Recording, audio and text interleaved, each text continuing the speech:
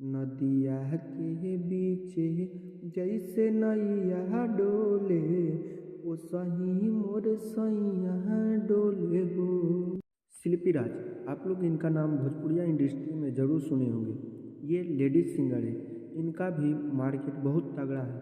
बता देना चाहते हैं दोस्तों, इनका एक सॉन्ग जो कि बहुत बजने और सुनने को मिल रहा है।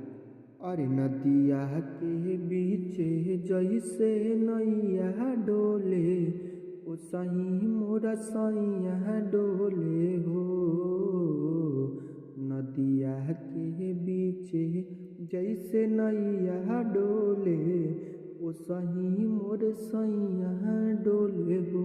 ये सॉन्ग बहुत बजने और सुनने को मिल रहा है। ये सॉन्ग बहुत कम समय में 500 मिलियन प्लस लोगों ने इस सॉन्ग को सुना है।